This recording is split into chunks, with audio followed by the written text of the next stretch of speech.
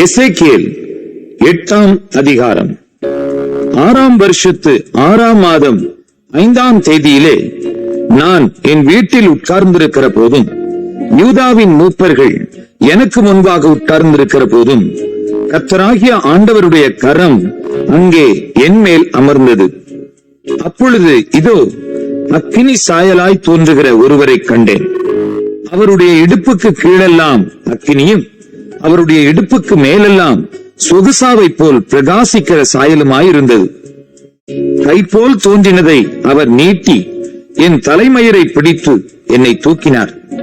ஆவியானவர் என்னை பூமிக்கும் வானத்துக்கும் நடுவே கொண்டு போய் தேவ தரிசனத்திலே என்னை எருசலேமில் வடதிசைக்கு எதிரான உள்வாசலின் நடையிலே விட்டார். அங்கே எரிச்சல் உண்டாக்குகிற விக்கிரகத்தின் ஸ்தானம் இருந்தது. இதோ நான் பள்ளத்தாக்கிலே கண்டிருந்த தரிசனத்துக்கு சரியாக இஸ்ரவேலின் தேவனுடைய மகிமை அங்கே விளங்கினது. அவர் என்னை பார்த்து, மனுபுத்திரனே, உன் கண்களை ஏறெடுத்து வடக்கே பார் என்றார். அப்பொழுது நான் என் கண்களை ஏறெடுத்து வடக்கே பார்த்தேன். இதோ பலிபீடத்தின் வாசலுக்கு வடக்கே பார்த்தேன். நடையிலே எரிச்சல் உண்டாக்குகிற அந்த விக்கிரகம் இருந்தது. அவர் என்னை நோக்கி, மனுபுத்திரனே, அவர்கள் செய்கிறதை காண்கிறாயா?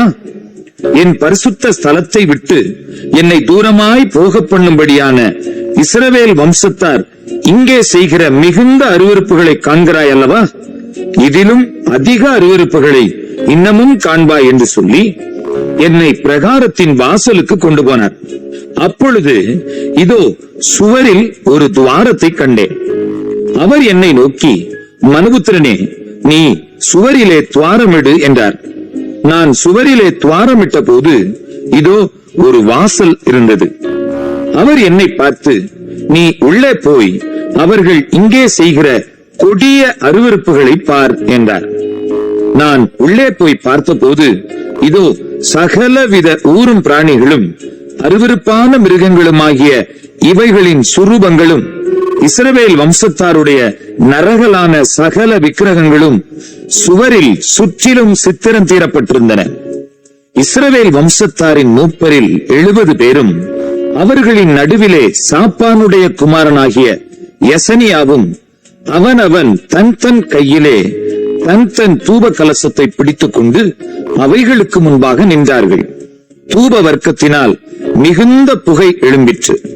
அப்பொழுது அவர் என்னை நோக்கி, மனுபுத்திரனே, இஸ்ரவேல் வம்சத்தாரின் மூப்பர்கள் அந்தகாரத்திலே அவரவர் தங்கள் விக்கிரகங்களின் சித்திர வினோத அறைகளில் செய்கிறதை நீ கண்டாயா?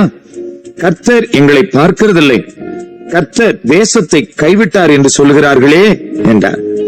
இன்னும் அவர்கள் செய்கிற அதிக அருவருப்புகளை இன்னமும் காண்பாய் என்று அவர் என்னுடனே சொல்லி என்னை கர்த்தருடைய ஆலயத்து வடக்கு வாசலின் நடையிலே கொண்டு போனார். இதோ அங்கே தம்மூசுக்காக அழுது கொண்டிருக்கிற ஸ்திரீகள் உட்கார்ந்திருந்தார்கள். அப்பொழுது அவர், மனுபுத்திரனே, இதை கண்டாயா? இதிலும் அதிக அருவருப்புகளை இன்னமும் காண்பாய் என்று என்னுடனே சொல்லி என்னை கர்த்தருடைய ஆலயத்தின் உட்பிரகாரத்திலே கொண்டு போனார். இதோ கர்த்தருடைய ஆலயத்தின் வாசல் நடையிலே மண்டபத்துக்கும் பலிபீடத்துக்கும் நடுவே ஏறக்குறைய 25 புருஷர் தங்கள் முதுகை கர்த்தருடைய ஆலயத்துக்கும் தங்கள் முகத்தை கீழ்த்திசைக்கும் நேராக திருப்பினவர்களாய் கிழக்கே இருக்கும் சூரியனை நமஸ்கரித்தார்கள். அப்பொழுது அவர் என்னை நோக்கி, மனுபுத்திரனே, இதை கண்டாயா? இங்கே யூதா வம்சத்தார் செய்கிற அருவருப்புகள் அற்பமான காரியமா? அவர்கள் தேசத்தை கொடுமையினால் நிரப்பி என்னை அடிக்கடி கோபமூட்டுகிறார்கள்.